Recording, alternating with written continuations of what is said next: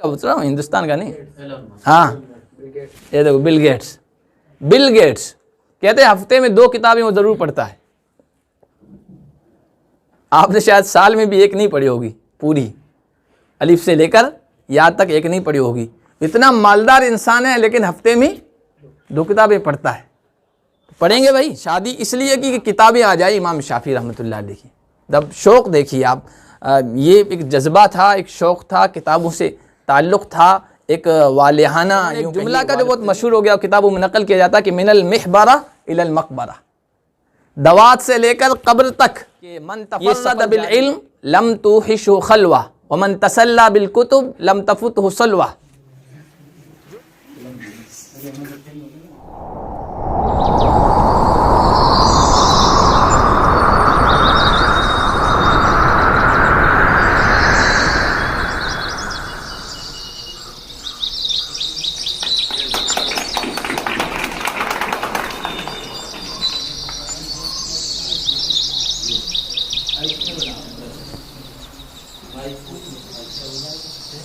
ہمیں دنیا سے کیا مطلب، مدارس ہے وطن اپنا، مریں گے ہم کتابوں پر، ورق ہوگا کفن اپنا. کسی کو مال سیم و زر، ہمیں علم و ہنر بخشا. کسی کو مال سیم و زر، ہمیں علم و ہنر بخشا. اسی پر مر مٹیں گے ہم، گلا دیں گے بدن اپنا. ہمیں دنیا سے کیا مطلب، مدارس ہے وطن اپنا، مریں گے ہم کتابوں پر، ورق ہوگا کفن اپنا. سیاحت کا جسے ہو شوق، وہ پھرتا ہے شہروں میں. سیاحت کا جسے ہے شوق، وہ پھرتا ہے شہروں میں. کتب بینی ہے سیر اپنی، کتابیں ہے چمن اپنا. ہمیں دنیا سے کیا مطلب، مدارس ہے وطن اپنا، مریں گے ہم کتابوں پر، ورق ہوگا کفن اپنا. ہمارا ہے شغل شب روز، تعلیم و تعلم کا. ہمارا ہے شغل شب روز، تعلیم و تعلم کا. بنے ہیں ہم فتنہ را، میں فرزند و بزن اپنا. ہمیں دنیا سے کیا مطلب، مدارس ہے وطن اپنا، مریں گے ہم کتابوں پر، ورق ہوگا کفن اپنا. نہیں مقصد ہمارا کسب، دولت علم ملت سے. نہیں مقصد ہمارا کسب، دولت علم ملت سے. تو اس کا احیاء ہو رہا ہے، نشست ثانیہ ہے. یہ کافی سال پہلے شروع کیا گیا تھا. کتنے سال ہو گئے مولانا شمس الدین صاحب وغیرہ ان کی کلاس میں یہ جب پڑھتے تھے؟ تقریباً 10-12 سال ہو گئے. لیکن پھر اس کو ہماری جو قدیم لائبریری ہے مرکزی، اسی میں ضم کر دیا گیا تھا جگہ کی تنگی کی وجہ سے. کتب خانہ دارالعلوم عربیہ کا جو قدیم کتب خانہ ہے وہ بھی راجستھان میں، خاص طور پر مغربی راجستھان میں سب سے ممتاز و نمایاں تھا کتابوں کے ذخیرے کے اعتبار سے، اور الحمدللہ ابھی بھی ہے۔ اب ہم نے طلباء کے لیے الگ خاص طور پر یہ چھوٹا سا مکتبہ خاص کیا ہے، جس کا آغاز آج ہم کر رہے ہیں۔ یہ طلباء نے اپنی طرف سے یہ سب کچھ کیا ہے، یعنی چھٹیوں میں، تعطیلات میں گھر جاتے ہیں تو اپنے رشتہ داروں سے تعاون جمع کر کے لاتے ہیں، اور اس کے ذریعے سے ساری کتابیں خریدی گئی ہے، اور اس میں کوشش یہ کی گئی ہے کہ طلباء کے معیار کی کتابیں مختلف فنون سے متعلق جو ہیں وہ جمع کی جائیں، اور انشاءاللہ اس کو زندہ رکھا جائے گا، زندہ مکتبہ، یعنی اس میں اضافہ ہوتا رہے گا۔ ابھی تو صرف مقروءات ہیں، مقروءات کا مطلب یہ ہے کہ وہ جو جن کو دیکھ کے پڑھا جائے۔ انشاءاللہ ہمارا ارادہ یہ ہے کہ اس میں مسموعات اور مرئیات، وہ چیزیں جو طلباء کے لیے سننے میں مفید ہوتی ہے، اور وہ چیزیں جو دیکھنے میں مفید ہوتی ہے تعلیمی سلسلے میں، آج کل ایسے بھی مکتبات وجود میں آ چکے ہیں، تو انشاءاللہ ہم اس میں آگے ارادہ ہے کہ اس کا بھی اضافہ کریں گے۔ ابھی آپ حضرات جو طلباء ہیں تو ان سے یہ رہے گا کہ بھائی اس کا بھرپور فائدہ اٹھائیں، ہے نا۔ آپ نے ذخیرہ جمع کر دیا ہے، صرف کتابیں جمع کرنے سے کچھ نہیں ہوگا، بلکہ اس کا مطالعہ کریں، اس کو پڑھیں، خالی جو وقت ہو ہم یہاں آ کے پڑھیں۔ کتابیں جمع کرنا، کتابوں کا شوق ہونا، یہ بھی ایک بہت ہی اچھی چیز ہے، اور ہمارے اہل اسلام کی یہ نمایاں چیز رہی ہے۔ جو ہمارے اسلاف تھے، جو ہمارے بڑے تھے، اکابر تھے، ان کو کتابوں سے تعلق، کتابوں کا شوق، کتابوں کا ذخیرہ جمع کرنے کا شوق تھا۔ بڑے بڑے وزراء تھے، حکمراں تھے، وہ بھی اپنے بڑے بڑے مکتبات قائم کیا کرتے تھے، اور ہر گھر میں مسلمان اپنا چھوٹا موٹا کتب خانہ ضرور رکھا کرتا تھا۔ ایک شوق تھا جو دوسری قوموں سے بالکل ممتاز اور نمایاں تھا۔ یہاں تک کہ بعض واقعات اس طرح پیش آئے کہ کتابوں کے ذخیرہ جمع کرنے میں اگر جو ضروری چیزیں ہیں وہ بیچنے کی نوبت آ گئی تو انہوں نے وہ بھی کیا ہے۔ ایک حنبلی بڑے عالم گزرے ہیں، علامہ ابن الخشاب رحمۃ اللہ علیہ، ایک کتاب کی ان کو ضرورت تھی، وہ بازار میں گئے، وہ بک رہی تھی 500 درہم میں، ان کے پاس اتنی قیمت تھی نہیں، تو انہوں نے کہا کتاب تو میں خرید رہا ہوں، 3 دن مجھے مہلت دے دو۔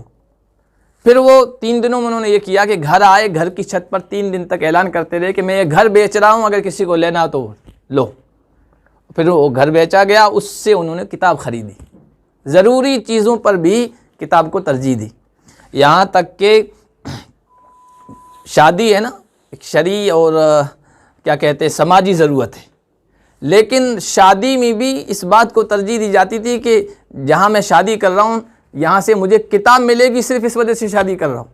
بہت مشہور واقعہ ہے ایک کسی بڑے عالم کا، یعنی اسحاق ابن راہوے رحمۃ اللہ علیہ کا، حدیث کی کتابوں میں خاص طور پر ترمذی وغیرہ میں ان کا قول نقل کیا جاتا ہے، خاص طور پر فقہ میں نقل کیا جاتا ہے۔ اسحاق بن راہوے نے ایک آدمی تھے سلیمان بن عبداللہ زغندانی، ان کی لڑکی سے شادی کرنے کا ارادہ کیا، اور صرف اس قصد سے، اس ارادے سے کہ ان کے یہاں امام شافعی کی جتنی کتابیں ہیں ان کا کتب خانہ ہے، وہ سب امام شافعی کی کتابیں یکجا ایک ساتھ مل جائے گی۔ لڑکی سے شادی کریں گے تو اس کے ساتھ والد اس کو ساتھ دے دیں گے، تو بس شادی اس لیے کی کہ کتابیں آ جائیں امام شافعی رحمۃ اللہ علیہ کی۔ جب شوق دیکھیے آپ، یہ ایک جذبہ تھا، ایک شوق تھا، کتابوں سے تعلق تھا، ایک والہانہ یوں کہیے وارفتگی تھی، یہ مسلمانوں کی ممتاز اور نمایاں چیز تھی، یہ ہمارے اندر ہونی چاہیے۔ کتابوں کو پڑھیں، اس کا مطالعہ کریں، بہت عمدہ عمدہ کتابیں یہاں آئی، خالی وقت ہو آپ یہاں آ جائیے، بیٹھ کے پڑھیے، مطالعہ کیجیے، کوئی بھی کتاب پڑھیں گے آپ کو فائدے سے خالی نہیں ہوگی۔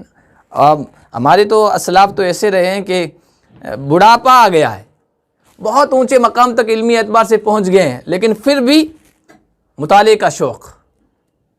امام مالک رحمۃ اللہ علیہ، امام دار الہجرہ، 4 اماموں سے ایک بڑے امام، آخری عمر میں دیکھا کہ دوات، کاپی، اوراق ساتھ رکھے ہوئے ہیں، کسی نے کہا حضرت اتنے مقام تک پہنچ گئے ہیں، اب اس کی کیا ضرورت ہے؟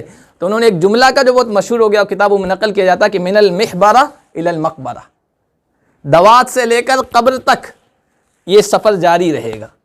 اور ابھی بھی ہمارے جو ہیں بزرگان، ہمارے اسلاف جو قریب کے ہیں، ان کے آپ ذوق مطالعہ دیکھیے۔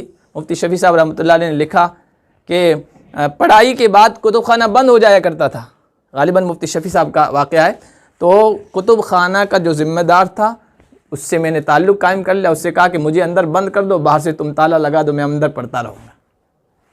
یہ شوق تھا، ذوق تھا۔ ابھی بھی تصاویر آتی رہتی ہے بعض بزرگوں کی، دارالعلوم کے ایک استاذ ہیں انتہائی معمر، بزرگ ترین مفتی مولانا نعمت اللہ صاحب کی، کئی بار میں نے ان کی تصویر دیکھی، مسجد میں لیٹے ہوئے ہیں، انتہائی کمزور ہیں، کتاب ہے، کہیں جھکے ہوئے ہیں کتاب پڑھ رہے ہیں، لائبریری میں جائیے وہاں نیچے کیے ہوئے اور کتاب میں بغور مطالعہ کر رہے ہیں۔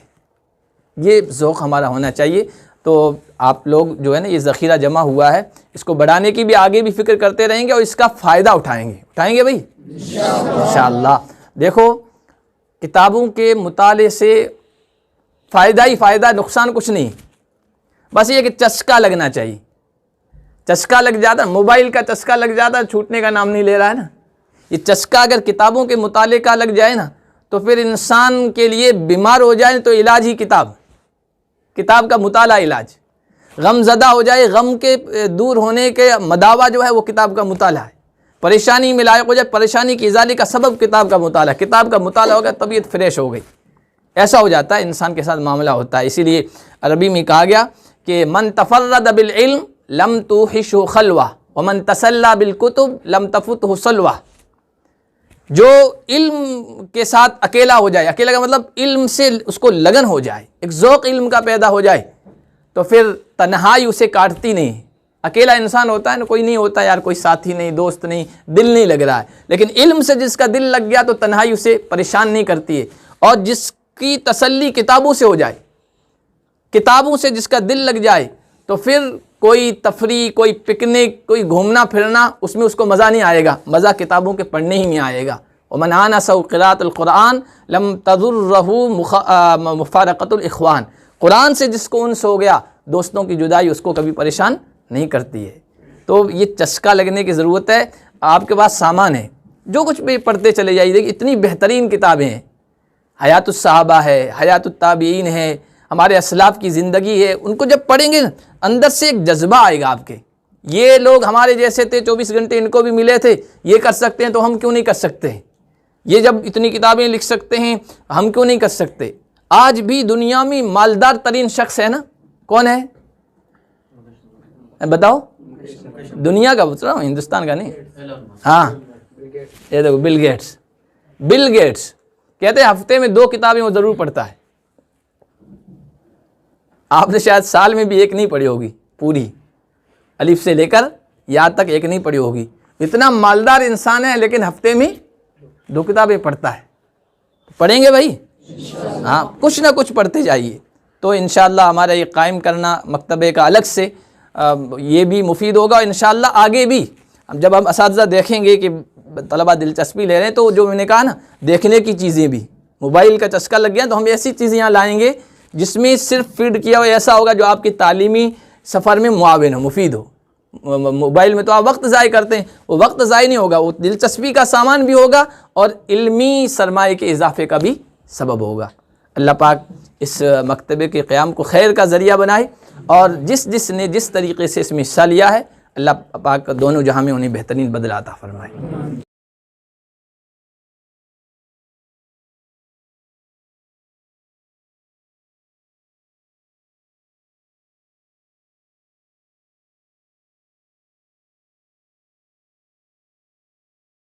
بسم الله الرحمن الرحيم. يا رب لك الحمد كما ينبغي لجلال وجهك وعظيم سلطانك. اللهم إنك أنت الله لا إله إلا أنت الأحد الصمد الذي لم يلد ولم يولد ولم يكن له كفوا أحد. اللهم إنا نستغفرك ونتوب إليك. اللهم إنا نستغفرك ونتوب إليك. اللهم إنا نستغفرك ونتوب إليك. اے اللہ پاک، آپ کے اوپر بھروسہ کر کے بچوں کے روشن مستقبل کے لیے اہل مدرسہ نے یہ ایک کتب خانہ قائم کیا ہے۔ اے اللہ پاک اسے دیرپا بنا دیجئے، اسے سود مند بنا دیجئے، اے اللہ پاک اسے فائدہ مند بنا دیجئے، بچوں کی خوابیدہ صلاحیتیں اور بچوں کا مستقبل روشن ہو۔ اے اللہ پاک اس لائبریری کو اور اس مدرسے کو اس کا ذریعہ اور سبب بنا دیجئے۔ جن خیر کے ارادوں سے اس لائبریری کو قیام دیا گیا ہے، اے اللہ پاک ان تمام کے تمام مقاصد میں کامیابی نصیب فرما دیجیے. ہر قسم کے شرور و فتن سے ہماری بچوں کی، اساتذہ کی، دارالعلوم کی اور پوری امت مسلمہ کی حفاظت فرما دیجیے. ہماری دعاؤں کو اپنے فضل و کرم سے قبول فرما. وصلی اللہ تعالی علی خیر خلقہ محمد و آلہ و صحبہ اجمعین برحمتک یا ارحم الراحمین. صلی اللہ علیہ